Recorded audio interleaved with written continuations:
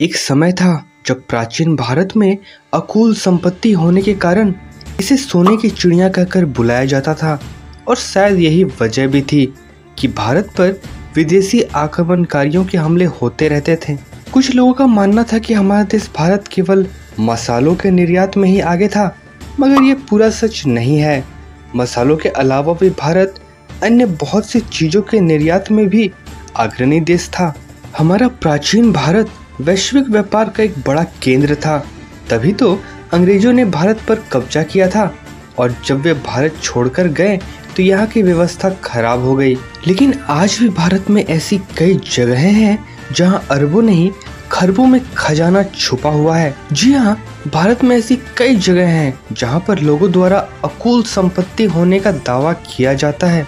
कहा जाता है कि अगर ये संपत्ति किसी को मिल जाए तो वह इंसान रातों रात अमीर हो सकता है। ऐसे तो हमारे भारत देश में कई सारे खजाने दबे हुए हैं, पर आज जिस खजाने के बारे में हम बात करने वाले हैं उस खजाने का नाम है कृष्णा नदी का खजाना।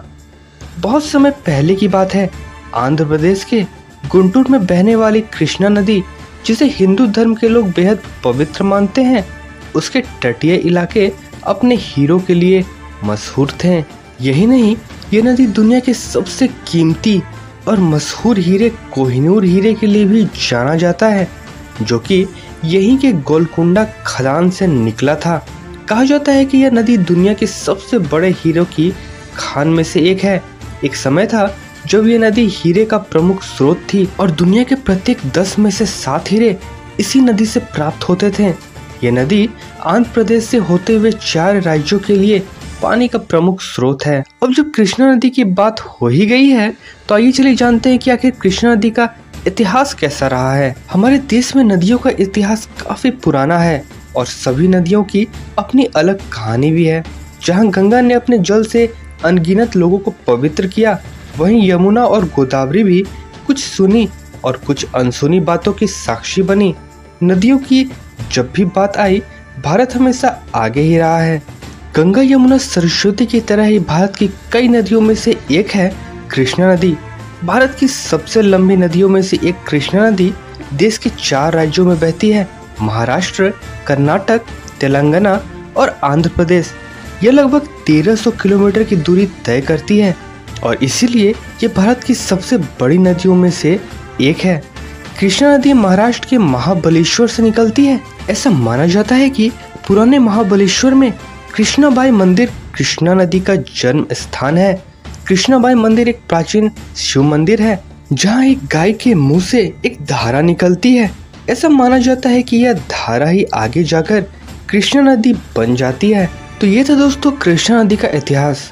कृष्णा नदी के बारे में तो हम सब जानते हैं और गोलकुंडा हैदराबाद की एक तहसील है।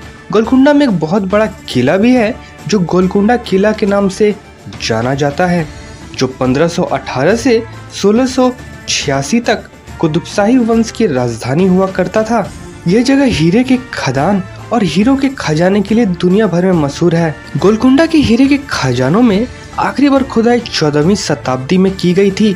तब तक भारत दुनिया भर में हीरे का एकमात्र देश था जहां से सबसे ज्यादा हीरे निकलते थे। यह हीरे की खदान कहाँ थी, इसका आज तक तो सही से अंदाजा नहीं लगाया जा सका है, पर कहा जाता है कि यह हीरे की खदानें कृष्णा नदी के किनारे हुआ करते थे और कहा यह भी जाता है कि हीरो के खजानों से निकाले गए हीरे आज भी कृष्णा नदी के तल में पड़े हुए हैं।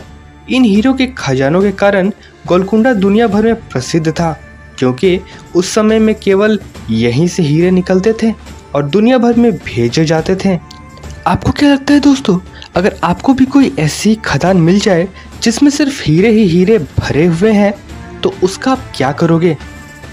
चल चल चल चल गाड़ी स्टार्ट कर। हमें कमेंट बॉक्स में जरूर बताएं। उम्मीद करता हूँ कि आपको वीडियो पसंद आई होगी। अगर वीडियो पसंद आई है तो प्लीज़ वीडियो को लाइक कर दें।